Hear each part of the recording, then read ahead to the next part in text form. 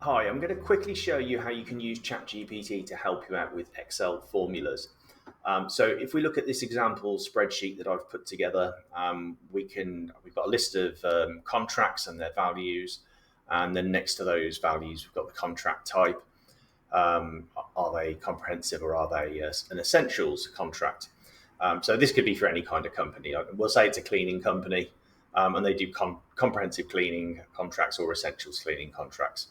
And then down here, I've got three options for totals. So I've got the total value of all the contracts, which we don't need ChatGPT for that. We can just hit auto sum and get the total value. But now this can get a bit more difficult for most people. So what's the total value of the comprehensive contracts? So we don't really want to have to go individually adding up each of these lines. We want this to be able, this Excel spreadsheet to automatically calculate the value depending on what the contract type is set to. So that's going to bring us on to the ChatGPT part. Now, just before I log into ChatGPT and start asking it questions, what do we want to ask it? So we've got our contract values are in column B here. Our contract types are in column C. So I think what we're going to have to ask it is something along the lines of, can you total values in column B where the values in column C equal comprehensive would be for the first one. So let's go over to ChatGPT and see how we get on. So I'm using the free version of ChatGPT here, which is 3.5, so anyone can sign up for that. So let's go ahead. I might have to zoom in a bit for you and ask, I have an Excel spreadsheet and I want to total column B values where the values in column C equal, and it was comprehensive, I believe.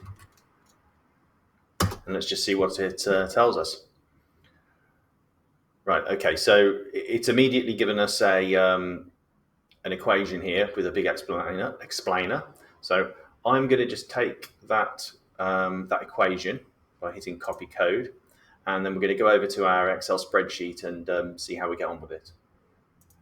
Right, so I'm going to paste the equation, or formula rather, into the total value comprehensive cell. And okay, now I'm just going to make sure that these values are correct here, because we've got C2 to C9 999. Well, we don't need to go all the way to 999 because we only need to go to 16. So I don't think it's going to make much difference actually, but I'm just going to update these. And it's the same with B2 to B16 because we don't want to include our own totals in there.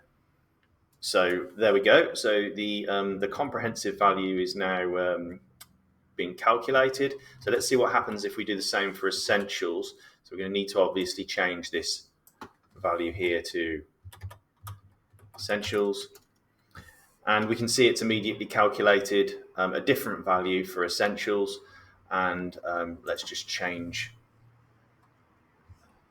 one of these to see if it makes a difference. So yes, it changed our total and our essentials value.